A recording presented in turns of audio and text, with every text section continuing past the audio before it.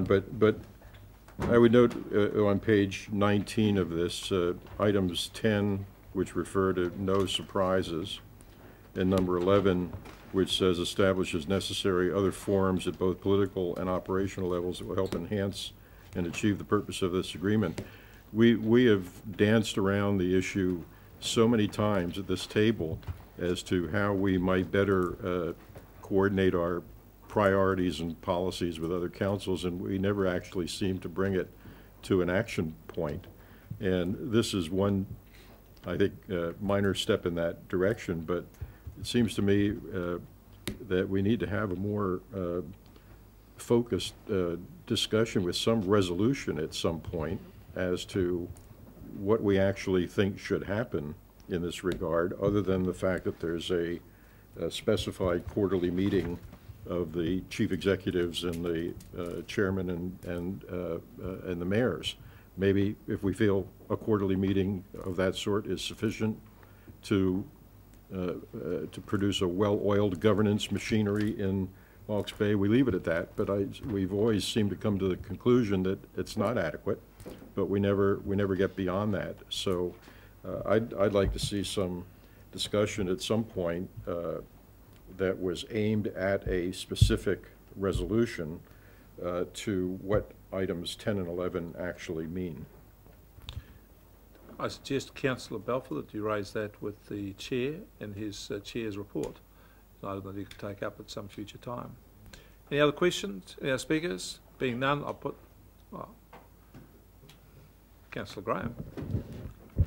I just want to, I agree with Tom, but in reality, there's 160,000 people living in our Ruhi, and we have, what do we have? We have 3 or 4 mayors, and we have me.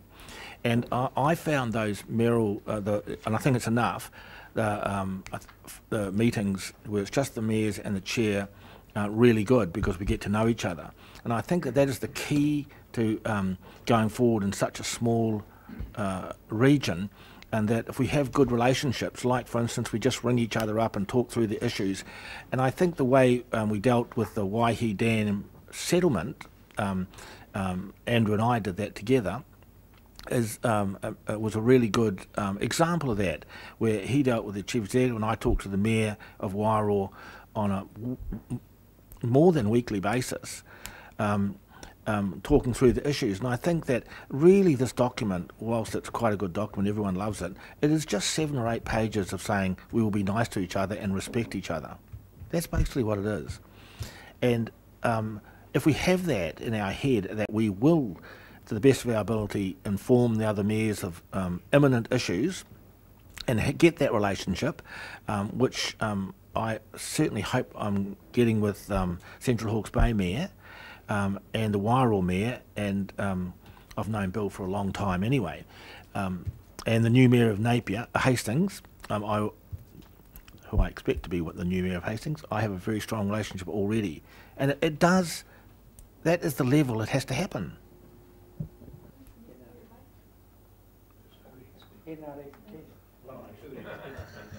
Okay, good. Thank you. Thank you. That we're all going to be nice to each other, and can I just observe to the to Councillor Graham that a marriage certificate's even less than 7 pages, and that lasts a lifetime. And it didn't work for Councillor Barker. I'll put the question. All those in favour say aye. Contrary, no. Carried. We now move on to item 8. Recommendation of Maori Committee. I hand back over to the Chairman Graham, where I can give him some stick from the floor rather than him giving it to me.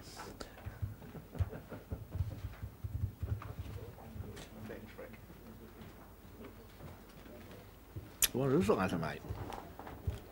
Oh, recommendation from the Maori Committee. Yeah, thank you, Chair. I just think the way it's laid out on page 27 for the first time by Liz Lambert and Judy Buttery saves me a lot of soul searching, because as you get older you forget what happened last week. Hey, Alan.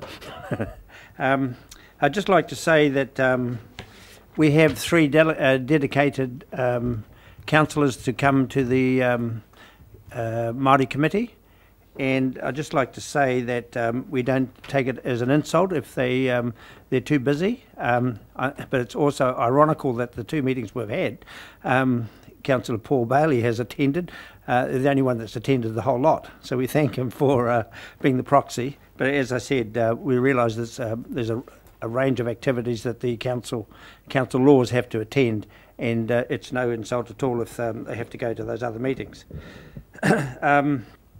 One of the things that was brought up at the meeting was the charter which we operate under.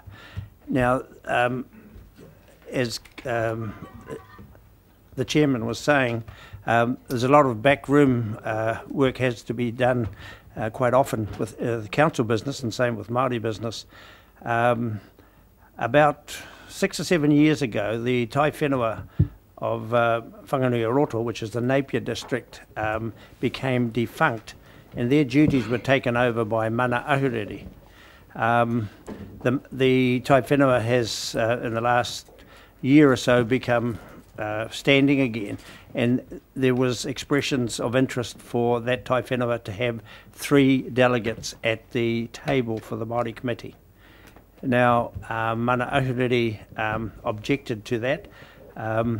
Like a lot of treaty groups, there's quite a lot of elbow jolting around, and I did a deal with the Mana Ahuriri in terms of them having better access to a short meeting once a month with the chair of this committee, the regional committee, and to have 1 delegate and also 1 from the Tai Whenua of Whanganui-a-Roto and 1 from Maunga Haruru. So we're having a workshop on the 7th of March to try and formalise the charter to bring back to the council. I'm just working through the agenda we had, and I'd like to thank the CEO for once again giving a down-to-earth question and answer session, which was really appreciated by the Maori Committee, and thank him for his work over the years. I would like to give a whakatauki in terms of his service to us. I'll do it in 2 parts, because it's so-called 2 verses. Ka pū te ruha ka hau te rangatahi. The old net is cast aside, and the new net goes a-fishing. Ki te tūohu koe, me he maunga tautau. If you bow your head, let it be to a lofty mountain. So I'm thanking Andrew for his work. He mentioned the Waihi Dam and the council's role as a regulator, which the average Joe Bloggs Māori, general grassroots, it's not understood. And that was just a very good explanation by you, Andrew. Too often, I think, in Māori, and we're saying around Marae and Hapu, the regional council, they're a pack of pricks because they don't do this, don't do that. And in fact, one of the items, and I've got it down here as 5.6 because it wasn't recorded, from Paul Searseer, a new member from Prongahau. So what's the regional council going to do about our water system? And the actual fact is that I explained to him later, because I wasn't sure of my facts, that the water supply in Prongahau is actually a district council matter, as it is in Raupunga and Mohaka. But he came back to me and said, well, so whose responsibility in terms of the consent is the quality? And I haven't come back to him on that. And so what happens if there's an outbreak like there was in Havelock to the 150 residents that live in the village in Prongahau? So I will be asking the consents, along those lines. It's extremely important that these small communities understand how the Māori Committee work, and that's one of the reasons that I'm quite adamant that this the Māori Committee carry on, because it brings in the hapu and the marae issues at a very down-to-earth level compared to the Regional Planning Committee, which is, we admit that they're a lot higher in terms of working ability. And another, what we often find with at our level, complete misunderstanding of the magnitude of a lot of work. We had an excellent presentation from Dr. Andy Hicks about two-tera, and straight away the questions came, so well, why don't you just do that and why don't you just do that? And Councillor Wilson was at the meeting and said, well, it's taken 100 years to get like that, so it's just not going to happen in this term. But it's just a matter of trying to get them into the understanding. So councillors, so that's a bit. I'm open for questions, Mr. Chair. Any questions, Mr. Mohi? Just one comment, Chair. There was a mention, there was a report came from council here about the release of RCD, the rabbit calicivirus or whatever it's called. I thought I heard in the media the other day that there was another regional council authority that's actually had it approved by the EPA to release. So, is that? So I assume then that's coming here in Hawke's Bay. Yeah, no, I'd need to go back and look at a few notes, but Environment Canterbury has applied to important release on behalf of regional councils, but I think the approvals process is a little bit convoluted. So I'm not sure. I don't think the state. I'm not absolutely certain, but I'm pretty sure it hasn't yet been got through the formal hoops. Vivian, could you comment from Ospreys? Well, we don't have anything to do. We like the rabbits, Osprey. Oh, you like the rabbit? Oh, yeah, well, yeah, no. Then turn your little thing off then. But we had a I've got nothing to add to that. Okay, no, okay. Just, Mr. Chair, the Campbell Leakey did say they were hoping that it could go through without going through the normal process because it was a close relation to the last virus. Like all bureaucracies, where there's more than one bureaucracy involved, I don't think it's going to be quite as clean cut as that, actually. Do we have a mover to accept the Maori Committee report? We do. Councillor Wilson, Councillor Bailey second. All those in favour? Aye. Any discussion? Any further discussion? Removed, gone. Okay, item 9, recommendation to corporate services. Neil? Well, Mr. Chair, not sure who's going to address that from a staff perspective, but we've got some further details has been tabled, as you can see, around the council chamber upgrade.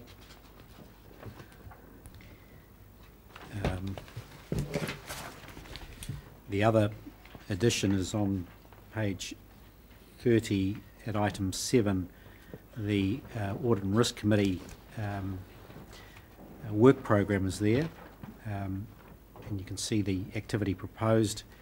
I had assumed, and I hope we can have the items 8 and 9 inserted into the table. So that's the review of the council's capital structure and the review of expenditure, efficiency and expenditure review, both substantial bodies of work, and so if they can be incorporated into the work program itself.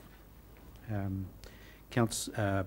Newman may want to comment on the process that he's got in mind for those two reviews and the next step for them. So, thanks, Councillor Curtin. Firstly, pretty straightforward to incorporate them in the table. And the second point is that one of my tasks in my remaining time here will be to put a scope around both these exercises, the terms of reference and the framework governance and executive resource allocation to them. Okay? So I'd look to have that done ahead of the next council meeting. Yep. Just to follow up to that, when were you thinking of doing that, Chief Executive? What's your timing for? Oh, well, I think if I break them apart, an overall review of council expenditure, delivery functions we can initiate pretty well immediately. And if you're happy that I'll just, if the council's happy, I'd be happy to circulate the terms of reference and the process for that task, the time frame and scope. And I can do that by email circulation if you wish. Because what that process will help with is two things. It'll help to some degree with the annual plan, consideration you're going to be in, but equally it will also be a forerunner to the LTP in terms of the organisation shape, where its expenditure is, and etc. So it's stage one of that. Can I just follow up to that question, Mr. Chair? I wonder if Mr. Newman could just synthesise the steps. I'm taking it'll be part of the capital review process, but in regard to the port particular, I'm seeing some urgency in getting a paper together to go into the annual plan so that we can consider the revenue implications for the 2017-18 year and any implications for rates that may arise. Is there any comment either from Mr. Palmer? Yeah, I'm happy to comment on that as well. Look, so I should be clear. I think a review of efficiency is looking at the council's operations, right? That's the council's core operations, whether it's consents or the strategic planning function or asset management or whatever. So that's a review of operations, and with a set of questions in my mind that are around: are we as efficient as we can be? Are there projects and expenditure that are accurately targeted, etc., etc., etc.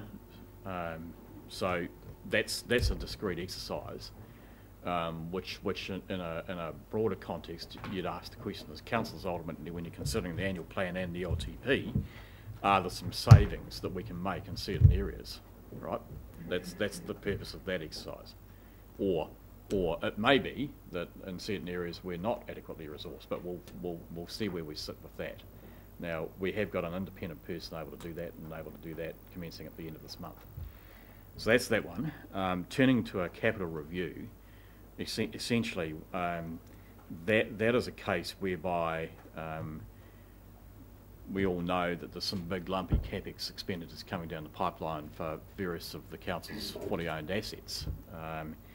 And there's going to be quite a big piece of work understanding the implications of that. Both at a, so without getting too explicit, but both at a balance sheet level, a dividend flow level, timing, and a whole set of questions around risk and risk allocation, etc. So that piece I need to spend some time scoping out, and I need to do that in conjunction, in my view, with HBRC and with the port. So there's a conversation underway there to do that. Okay. I would also add on that though, there are, as I'd indicated earlier, some activities and/or assets that are held on the council's balance sheet that might be logically held on HBRC's balance sheet, potentially. And I'm happy to make sure that the scope covers off those issues if that's what you want. So that task, and what I'm trying to signal is that task I need to do in conjunction with the other parties, really, okay? In terms of the framework and the scope of it. Does that help? Can I just seek Any other questions? just seek a clarification on what you just said? So you're actually looking at the structure and function of HBRC as part of that. Well, I'm happy to, Councillor. I think you should. Yeah. I just want to clarify that you are. Yep. And equally, what I'm signalling is that I think if you really want to get to the heart of it, we should have, there should be a comprehensive review of, for example, I'll just give you an obvious example, the council's forestry assets. Are they better sitting embedded in the council's balance sheet, or are they better off sitting in some other structure, etc.? Those are residual questions that I think that need to be dealt with, actually, in that process, in addition to the really big sort of issues around big capital expenditure in the port, etc. Okay. Are we dealing today with the HBRC independent directors process issue? Is that, are we meant to be filling in the blanks in item 4? on page 31. Yes. Yeah. This is actually just recommendations, but I would like to do that. Although, do we need to do that in council, or we're doing that? Well, can I make a comment, Chairman? Look, I think the sooner you're clear on the composition of your appointments committee, frankly, the better. Because Yeah, it should have been on the agenda. That's all separately, shouldn't it? I think. Well, we're just being pragmatic and Yeah. incorporated because it was a discussion that emerged out of this particular committee process. So that's why it's sitting there. Yeah. Okay. But my overall point is the sooner you get that sorted out, the sooner I can start having a conversation with that group around the scope and then getting the process moving. Mr. Chairman. Just thank you, Chair. The external experience director, you did have a name which I won't say publicly here unless that person has agreed to be part of it. Person has agreed. Has agreed. I was just putting a name forward, and I expected other councillors would put names forward as well. I'm comfortable with that. You're comfortable with that name? Councillor Dick, you had a... Yeah, Mr. Chairman, I'm not sure whether Councillor Curtin has moved the recommendations, but I wish to propose an amendment to the composition of the appointments committee, which I'd do by amendment, I guess, if the original... Pardon? Oh, well, I'll leave it till you do. So what's the process there? So we move it and then we discuss the appointments committee? No, they've got to be incorporated into it. It's got to be incorporated into it. Chair, if you wanted to. Right now or later? Well, you could move the bulk of the meeting and then deal with this as a separate. Well, that's what I would like to do. Is everyone happy that we do that? So we move this paper as is and then we'll discuss that appointments panel. Yeah. Are you happy with that, Chair of the... Mr. Chair, there's possibly a requirement to have two separate recommendations. And the first one of those I'm suggesting is that we on page 32, report received. So note the following report we provided, and that the council receives that report. Yeah, you're moving that? But can I just add, noting that the Chief Executive will provide two papers outlining the reviews to be undertaken into expenditure and capital. Yeah, I accept that. So that's a reporting received resolution with those notes. Yeah, that's so part of the resolution. Yes, and then we'll have a second resolution. Yeah. Okay, so you're moving? I'm moving. Yeah. Seconder? Second. So what's been moved? Just the receiving of the report. Receiving of this report. And then we'll have a second resolution around the composition of the HBRC directors. Okay. So we decided we'll move this, accept this report. We're moving a second. All those in favour, we accept this report, and we will deal with item 4 as a separate item. All those in favour? Aye. Aye. Against?